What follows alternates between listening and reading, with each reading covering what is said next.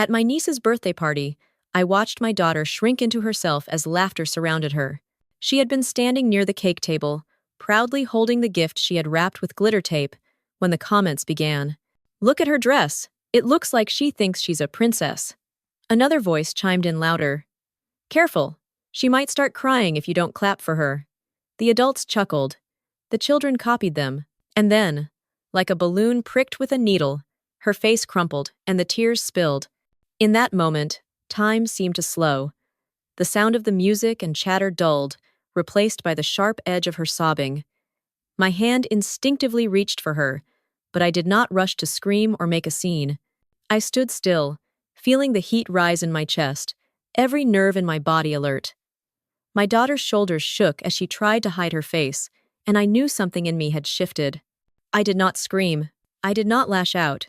Instead, I held her close and let the silence form around us like a shield. My eyes swept across the room. Some people avoided my gaze. Others smirked, as if they had just won a cruel game. They did not know what was coming. Hours before the party, my daughter had been buzzing with excitement.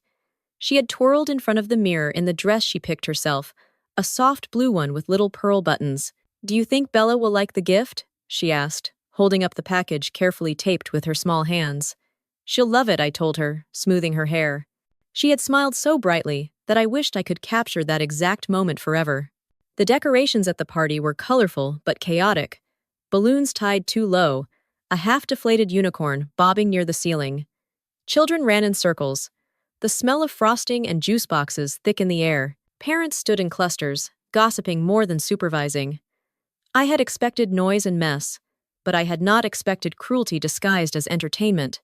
When the mocking started, I froze for half a beat because I thought I misheard, but then the laughter spread. My daughter's chin quivered, and I saw her hands tighten around the gift box until the glitter tape peeled at the corners. Her lips trembled. Her eyes darted toward me like a silent plea. I walked toward her slowly, deliberately. "What happened here?" I asked, my voice even. The room quieted by a fraction. My sister-in-law gave me a thin smile. "Oh, nothing. The kids were just playing." My mother-in-law added without missing a beat, "She is too sensitive. Always acting like the world is against her. She needs to toughen up." My daughter's sobs only grew louder at those words. I bent down, wiped her cheeks gently, and whispered, "You're safe. I'm here." Then I straightened my back and looked directly at them. My heart was pounding, but my voice came out steady. "Mocking a child is not playing. It is cruelty, and it ends now." They laughed again, though more nervously this time. "You're overreacting," my sister-in-law said, picking up a plate of cake as if to signal the conversation was already over. I did not argue. I pulled my phone from my bag and tapped the screen. A red light blinked to life. "Say that again," I told her calmly. The sudden weight of the camera's gaze made her falter. My daughter clung to my arm, tears still streaking her face, but I could feel her steadying. She leaned against me like she knew I was her wall. My silence was not weakness. It was preparation. As the party continued awkwardly, I sat with her in the corner, handing her napkins, whispering soft words only she could hear. I did not join the games. I did not eat the cake. I let the others glance over with restless eyes, whispering into each other's ears. They thought I would explode in anger. They thought they had cornered me into making a fool of myself. They did not realize that I had no intention of fighting on their terms. The memory of past incidents crowded into my mind. The time my daughter had been told her skirt was too much for a little girl. The moment my sister-in-law had mocked her hair clips, calling them childish in front of her cousin. The way my mother-in-law had once said, "Not everyone needs to shine. Some kids are just background." I had swallowed each insult, thinking silence was peace. But watching my daughter sob, I knew my silence had taught her that cruelty could go unchallenged. That realization burned more than their words ever could. So I waited. I let them laugh. I let them pretend nothing had happened. And then, as the candles were lit and everyone gathered around to sing, I leaned down to my daughter. "Do you want to stay?" I asked. She shook her head, eyes wide and cheeks blotchy. I nodded. We did not blow out candles. We did not clap along to the birthday song. Instead, I took her hand, placed the carefully wrapped gift on the table without a word, and walked us both toward the door. The sudden hush followed us like a shadow. I heard whispers. "She's being dramatic. It was just a joke. She always takes things too seriously." But I did not look back. My daughter's grip tightened, and we stepped out into the cool night air. In the car, she sniffled, her small voice trembling. "Why did they laugh at me?" My throat closed, but I forced the words out. "Because sometimes people try to make themselves bigger by making others smaller. But that doesn't make you less. That makes them cruel." She nodded slowly, pressing her face into my shoulder. I drove away from the party with her bundled against me. The glow of the house faded in the rearview mirror. My phone buzzed once with a message, but I ignored it. Tonight was not about them. Tonight was about the girl who deserved to know her tears would never be entertainment again. As we reached home, I tucked her into bed, kissed her forehead, and promised, "You will never face that alone." She fell asleep, still holding my hand. I sat in the dark living room, phone in hand, scrolling back to the recording. Every laugh, every word, every sneer was there. Clear as day. I saved it carefully. Tomorrow, they would see it again, but not in the way they expected. And as I leaned back, the quiet house around me, I realized this was no longer about family politics or biting my tongue for peace. This was about teaching my daughter that her worth was not negotiable. I didn't scream, but they would hear me louder than ever. The morning of the party began like any other Saturday, but my daughter treated it as if it were the most important day of her life. She woke earlier than usual, sunlight spilling across her bed while she sorted through dresses she had laid out the night before. She hummed under her breath, a melody I didn't recognize, but one that made her eyes shine. I had promised to help her with her hair, so she climbed onto the bathroom stool while I brushed through her dark curls. "Do you think Bella will notice?" she asked, checking her reflection every few seconds. Bella was my sister-in-law's daughter, the birthday girl. My daughter wanted desperately to be seen, not in a showy way, but simply as someone worth including. I told her, "Of course she will. You look wonderful." Her cheeks flushed with happiness at the reassurance. She had also spent hours working on the gift. A handmade photo frame with tiny painted stars, glitter glue outlining the edges. She had saved allowance money for the supplies, and I had watched her focus late into the evenings, tongue poking out as she tried to keep the lines neat. That morning, she wrapped it carefully, using extra tape so it wouldn't come undone, and wrote Bella's name with a flourish. She placed it in a bag, decorated with stickers, and tucked tissue paper around it like it was treasure. I could feel her excitement as we drove to the party. She pressed her face against the car window, pointing at balloons tied to mailboxes, at other cars pulling into the driveway. She smoothed her skirt nervously, adjusted the ribbon in her hair, then whispered, "I hope they like me today." Those words hit me harder than I expected. I smiled and squeezed her hand, but inside I wondered why she felt she needed to hope for that at all. Walking into the house, I noticed the smell of frosting and barbecue mingling, the chaos of children already darting through hallways.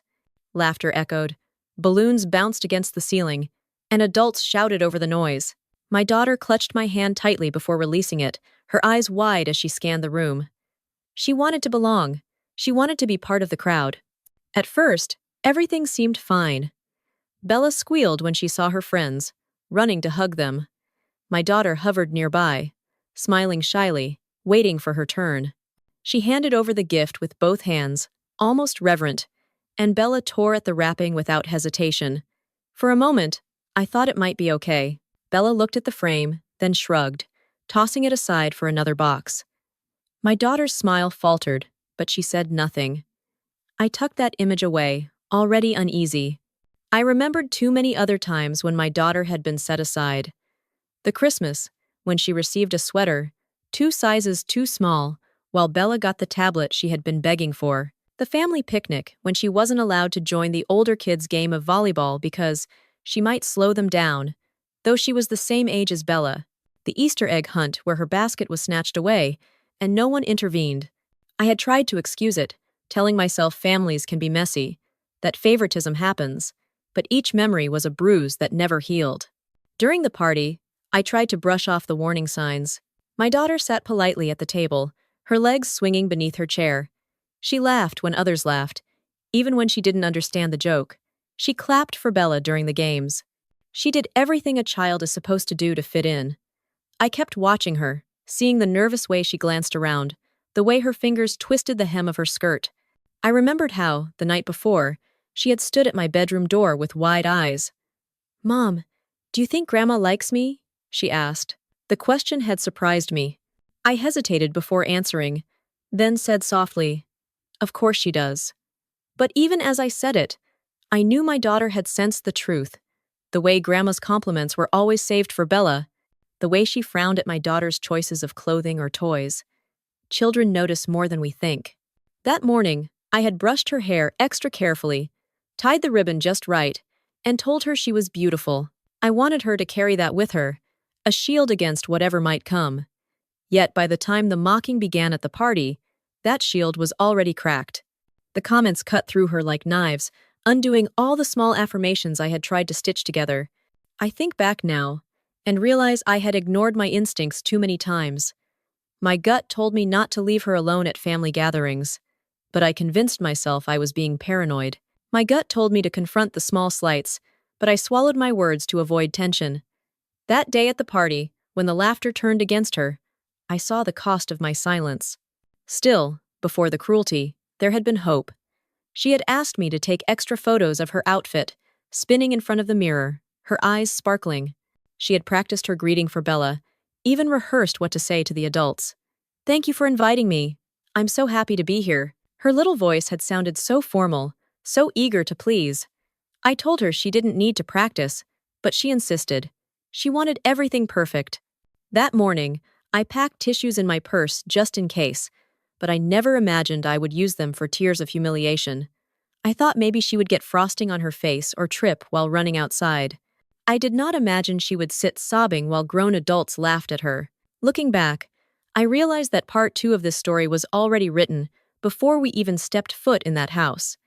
The stage had been set by years of small dismissals, whispered comparisons, and sharp glances. My daughter had walked into that party, carrying the weight of all those moments, hoping today would be different. As I brushed her hair one last time before we left home, she had looked at me in the mirror and whispered, "Maybe today they'll be nice." I kissed the top of her head and told her yes, today would be better, but I knew in my chest that hope alone was not enough.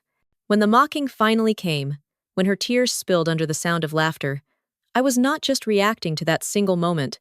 I was responding to every bruise of the past, every slight I had ignored, every time I had chosen silence for the sake of peace. I realized then that my daughter's faith in people was fragile, and it was my job to protect it, not watch it crumble. That is why, in the corner of that party, I held her hand and whispered that she was safe because I knew the next step was mine to take. And as I sat awake that night replaying the day, I realized one truth that cut deeper than their laughter. The cruelty had been building for years, but so had my resolve. Tomorrow, I would act. The morning after the party, sunlight filled the kitchen, but it felt gray inside me. My daughter sat at the table with her cereal untouched, the milk soaking the flakes until they collapsed into mush.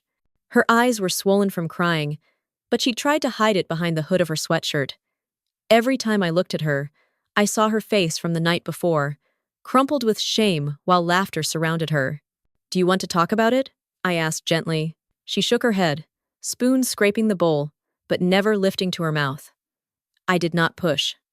I knew she needed time, but my silence from before had already cost too much. By mid-morning, she finally whispered. They laughed at me like I was a joke. Her words were quiet but sharp, each syllable cutting into me. I set down my coffee and looked straight at her. "You are not a joke. What they did was wrong. Do you understand that?" She nodded slowly, but I could see the doubt still lingering in her eyes. I knew what had to come next. If I wanted her to believe in her own worth, I had to show her that cruelty had consequences. I called my sister-in-law first. She answered on the second ring, her voice chipper, still humming from the party. "Hey, wasn't yesterday fun?" I gripped the phone tightly. Fun is not the word I would use. My daughter cried because of what was said to her. She was humiliated. There was a pause, then a dismissive laugh. "Oh, come on. Kids are sensitive. It was just teasing. She will forget it." "No," I said firmly. "She will not forget it. Neither will I." My voice was calm, but it carried weight I had not allowed before. You need to understand that what happened was not harmless. It was cruel. She grew defensive. You are exaggerating. Everyone was just playing along. Bella even laughed. It was a party. Nobody meant anything. Ugh. That was the moment I realized the depth of the problem. To them, my daughter's tears were entertainment. They excused it with words like play and joke, but it was calculated.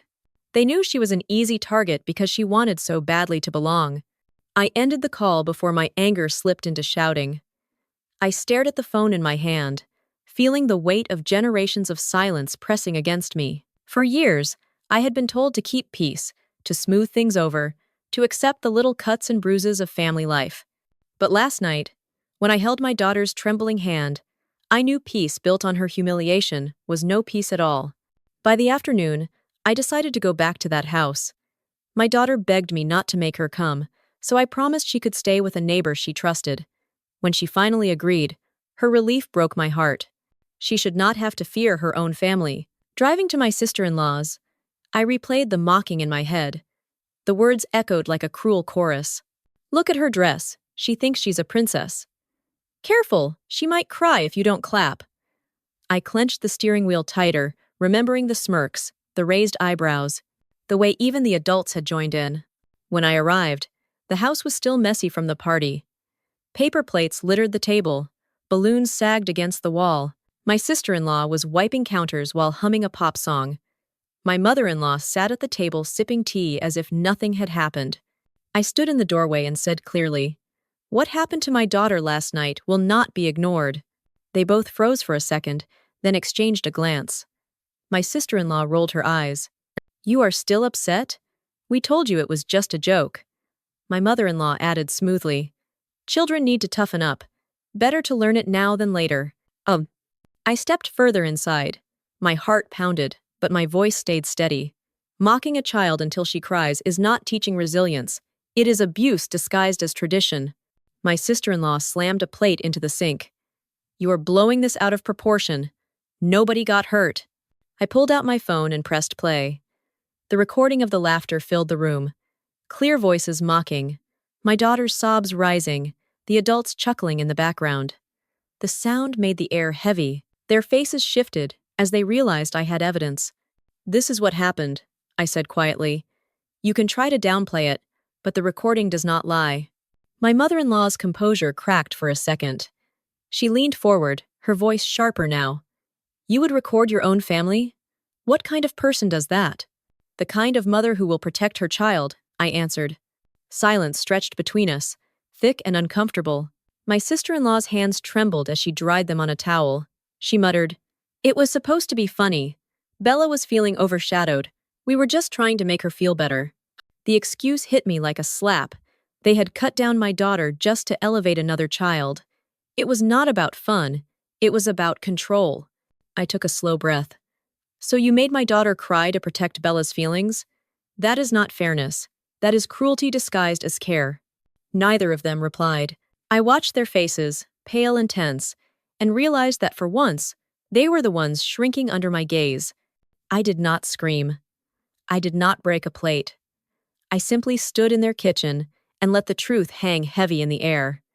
For the first time, they had to see themselves clearly, without excuses. I turned to leave, slipping the phone back into my bag.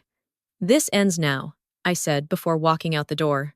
On the drive home, I felt a strange calm settle over me. My hands no longer shook. My voice no longer trembled. I knew it was only the beginning, but it was enough for now. When I returned, my daughter was curled on the couch with a blanket, watching cartoons. She looked up nervously. "What happened?" she asked. I smiled softly and sat beside her. I told them the truth. They know now. She leaned against me, and for the first time in days, her breathing steadied. That night, as she fell asleep with her hand still holding mine, I stared into the dark and realized something important. My daughter had been mocked because she dared to shine. But from now on, I would be the shield that made sure no one dimmed her light again. And though they thought the matter was finished, I knew the real reckoning had only just begun. After leaving their house, I thought I would feel lighter, but the weight in my chest only grew. The recording had forced them into silence, Yet silence was not the same as accountability. As I drove home, memories pressed against me like ghosts I had tried to bury. This had not started at that party. It had been simmering for years, disguised as tradition, brushed off as family dynamics. I remembered the first Thanksgiving after I married into the family. My daughter was just a toddler then, chubby hands grabbing at mashed potatoes, her laugh loud and free. My mother-in-law had leaned over and whispered, "She is a handful, isn't she?" Not as calm as Bella was at that age. It was the first time I realized comparisons would be her favorite tool. At birthdays, Bella always had a custom cake shaped like a castle or a unicorn, while my daughter's cake was from a grocery store with a misspelled name scrawled in frosting. When I offered to pay for something nicer, they insisted it was unnecessary, but the same insistence never applied to Bella. My daughter noticed even when she was too young to put it into words. She once asked me, "Why does Bella get the princess cake and I just get plain?" I had no answer that did not taste like ash. Christmases were worse. Bella's presents filled half the living room. Shiny boxes, designer dolls, even a bike one year. My daughter unwrapped sweaters too big for her or puzzles with missing pieces. I told her Santa must have mixed things up, but I could see the disappointment shaping her little shoulders. She smiled anyway, always too forgiving for her age. Easter was another memory that refused to fade. The egg hunt had been planned in the backyard. My daughter found 3 eggs, her smile stretching as she held them up. Bella grabbed them from her hands, and the adults laughed as if it were adorable mischief.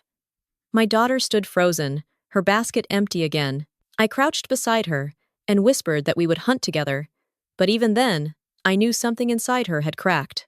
It went beyond holidays. Small daily interactions carried the same poison. My mother-in-law would compliment Bella's outfits loudly at gatherings, twirling her around for everyone to see. When my daughter came in wearing a dress she loved, she was told it was a bit much or too childish. Bella's drawings were framed on the refrigerator, while my daughter's sketches were left on the counter until they disappeared into the trash. Even meals became reminders of hierarchy. Bella's favorite dishes were cooked often. My daughter's requests were met with, "That is too much work," or "We don't have time for that." I tried to fill the gaps at home, cooking her favorite soup, praising her art, buying her dresses, she picked herself. But I knew the damage of being overlooked by family carried more weight than my attempts at balance. What hurt most was the manipulation. Every time I tried to raise these issues, I was told I was being dramatic. "You see problems where there are none," my mother-in-law would say. My sister-in-law would smile sweetly and insist, "We love her just as much, you are imagining things." They gaslit me until I doubted my own eyes. Until I wondered if maybe I was too sensitive, too protective. But my daughter's tears at the party told me I had been right all along. One particular memory haunted me as I sat in the living room that night. It was a summer afternoon when the cousins were playing outside. Bella had a shiny new scooter, and my daughter was trying to keep up on her old bike with chipped paint. She fell and scraped her knee. I rushed over, but my mother-in-law got there first. She did not comfort her. She sighed and said, "See, that is what happens when you do not pay attention. Bella never falls like that." My daughter bit her lip to keep from crying harder. Later that night, she asked me quietly, "Why am I always the one who falls?" The truth is, she was not the one who always fell. She was the one who was always blamed. The family had created an invisible script. Bella was the golden child, celebrated for every achievement, shielded from every mistake. My daughter was the shadow, expected to endure, criticized for imperfections, ignored when she needed love most. And I, trying to keep peace, had let that script play too long. I thought about the conversations I had overheard, the whispers that dripped with jealousy. "Your daughter is too outspoken. She wants too much attention. She should learn to be more like Bella." It was not about my daughter's faults. It was about control. They could not stand that she carried light they could not dim. Sitting there, I realized the cruelty at the party was not an accident. It was the climax of years of subtle cuts. They had decided she needed to be put back in her place. They mocked her in front of everyone, because humiliation was their sharpest weapon. But they underestimated me. I replayed all those years of silence in my mind. Every time I smiled through clenched teeth. Every time I told my daughter it did not matter. Every time I swallowed my words. I realized that each choice had taught her something dangerous. That love can be conditional, that she must accept less, because speaking up would make things worse. That was the real wound, and I was done letting it bleed. I stood up from the couch and walked into my daughter's room. She was asleep, clutching her stuffed rabbit, her cheeks still blotchy from tears. I sat on the edge of her bed and brushed her hair from her face. "You are enough," I whispered, though she could not hear me. "You will always be enough." As I left her room, I knew the fight was bigger than a single party. It was about breaking a cycle of favoritism and cruelty disguised as family tradition. They had built their authority on silence, but my silence had ended the moment they made my daughter cry in front of everyone. And deep down, I knew one truth they had yet to learn. When you wound a child, you awaken the fiercest part of her mother. The years of poison had finally found their antidote. And it was me. 2 days later, the tension finally erupted in front of everyone. My sister-in-law had invited the family over again, this time for what she called a casual dinner to smooth things out. She sent a message in the group chat with smiling emojis, insisting that we should put the party behind us. I knew what she really meant. She wanted me silent. She wanted me to come, sit down, and pretend nothing had happened. I almost declined, but then I looked at my daughter, still carrying the weight of that night in her eyes. She had stopped humming while she dressed for school. She had stopped asking if she looked nice before leaving the house. Her light was dimming. If I stayed quiet, she would learn that her pain did not matter. So I agreed to go, not for them, but for her. The living room buzzed with chatter when we arrived. My mother-in-law sat like a queen in her chair, pearls at her neck, eyes sharp as ever. My sister-in-law flitted around with plates of food, her voice sugar-sweet. Bella laughed loudly with cousins, tossing her hair, as if she had never been the center of the storm. My daughter stayed close to me, her small hand clutching mine. Dinner began with forced smiles. My mother-in-law raised her glass and said, "Family is everything. We must forgive and move forward." The others murmured in agreement. I stayed silent. I knew forgiveness had been redefined in this house. To them, it meant forgetting. To me, it meant enabling. The conversation turned casual. Weather, work, sports. Then, as if on cue, someone brought up the party. My sister-in-law laughed lightly. "It was just kids having fun. No harm done." Several nodded, eager to agree. My daughter's grip on my arm tightened. I looked down at her face, pale and tense, and something in me snapped into place. I set down my fork and spoke clearly. "There was harm. I have proof." The room stilled. My phone rested on the table. With one tap, the recording began to play. The laughter filled the room. Voices mocking. My daughter's sobs. The sound echoed against the walls like a mirror nobody wanted to face. Everyone froze. My sister-in-law went pale, fumbling with her napkin. "Turn that off," she hissed. My mother-in-law's eyes blazed. "How dare you bring this into our home?" she snapped. I leaned forward, my voice calm, but cutting. "How dare you make a child cry for sport? You call it family. I call it cruelty." Bella looked away, embarrassed. A few cousins shifted uncomfortably. My father-in-law cleared his throat, muttering that maybe it had gone too far. My mother-in-law silenced him with a glare. She turned back to me. "You are poisoning this family with your dramatics. Children cry. It is nothing new." I held her gaze. Children cry when they fall, when they scrape their knee, when they are tired. They do not cry when they are mocked by the very people meant to protect them, unless cruelty has become your tradition. Gasps rippled through the room. My daughter's hand trembled in mine, but I could feel her strength returning as she watched me. She was learning that she was not alone. My sister-in-law tried to laugh again, but her voice shook. "You are making this into a spectacle." I leaned back and said softly, You did that the moment you laughed at my child." The silence was heavy now. Some shifted uncomfortably in their seats. One aunt whispered, "She is right." Another cousin nodded slightly. For once, cracks were forming in the wall of denial. My mother-in-law slammed her glass onto the table, wine spilling across the cloth. "If you cannot handle family jokes, maybe you do not belong in this family." Her words hung in the air like a verdict. I felt my pulse quicken, but I did not flinch.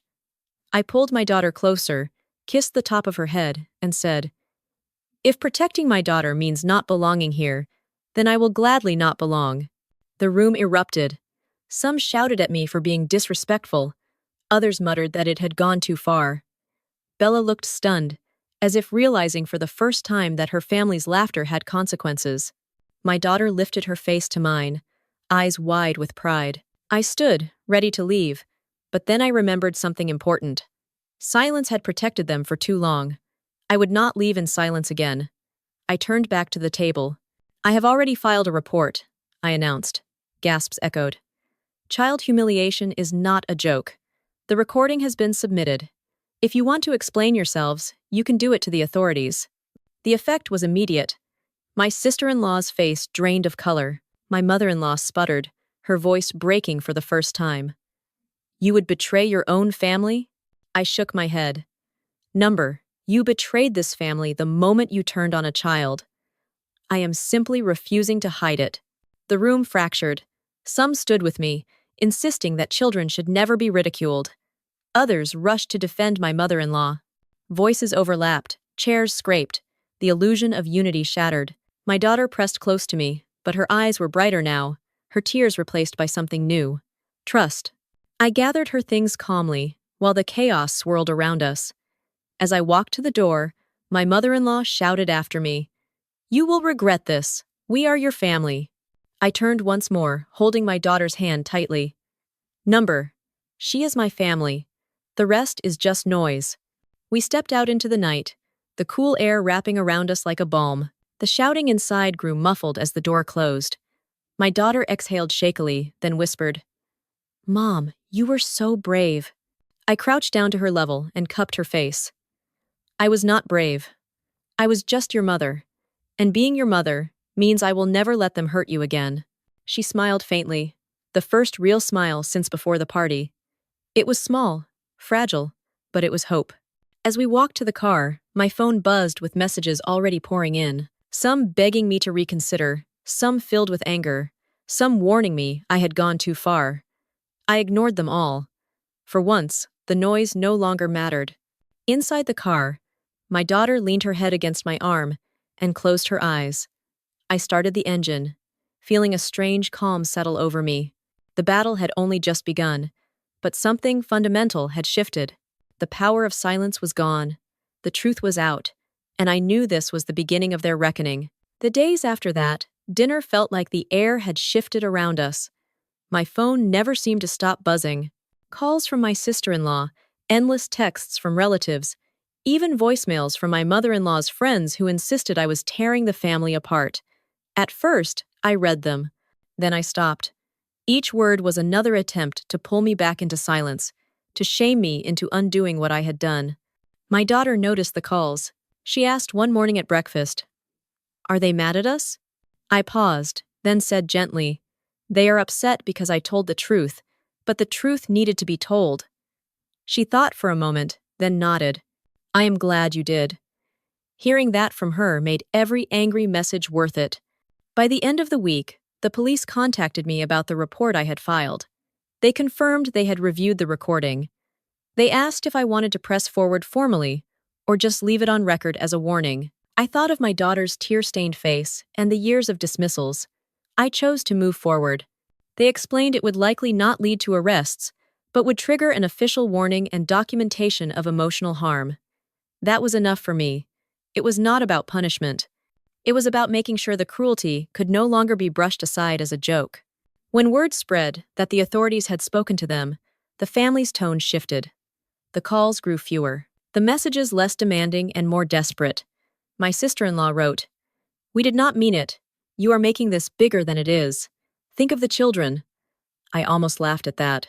They had never thought of the children until the spotlight turned on them. My mother-in-law did not call. Instead, she sent a letter.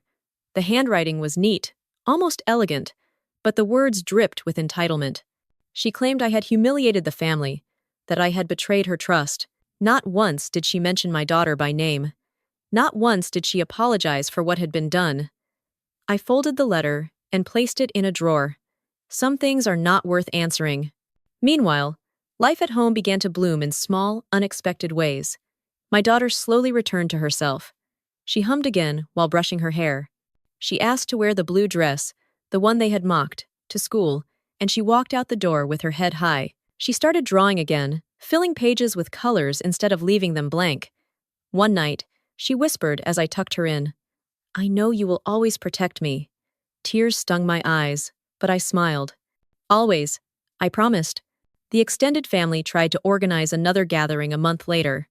They sent a group message inviting us for Easter lunch. I declined politely. Some accused me of holding grudges. Others pleaded for unity.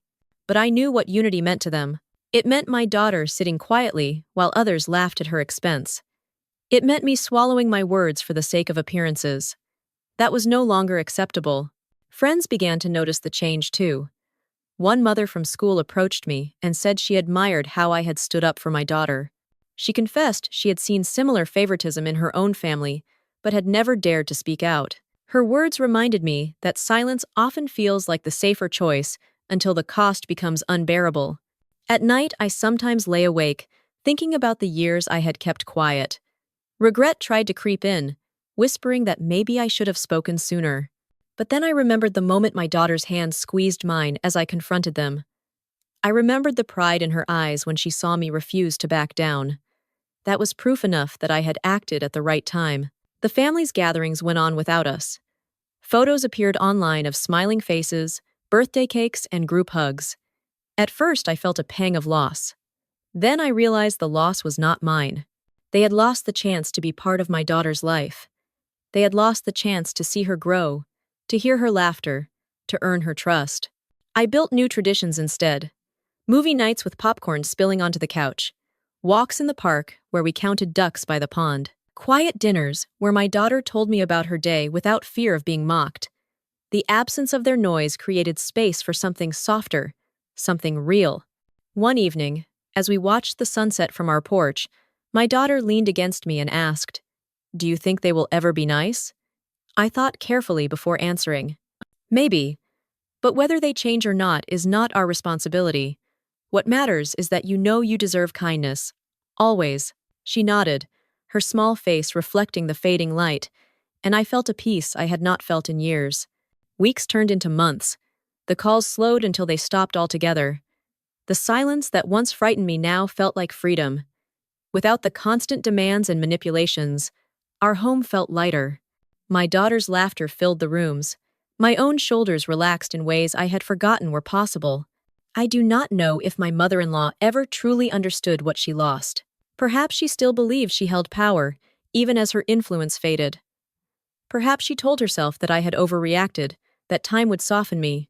But time did not soften me. Time sharpened my resolve. Because I finally understood something simple but unshakable. Family is not defined by who shares your blood. Family is defined by who protects your heart. The night of the party had been the breaking point, but it was also the beginning of something new. My daughter learned that her tears mattered. She learned that her mother would always stand between her and cruelty, no matter who delivered it. And I learned that silence is not peace when it costs your child's dignity. Now, when I look at her, I no longer see the shadow of their laughter. I see resilience. I see hope. I see the light they tried to dim, but could never extinguish. The truth is, I do not know if they will ever change. I do not know if one day they will realize what they lost when they mocked a little girl until she cried. But I know what I gained. A new strength. A new bond with my daughter. A new certainty that no voice of cruelty will ever outweigh the voice of a mother who chooses to protect. And maybe that is enough.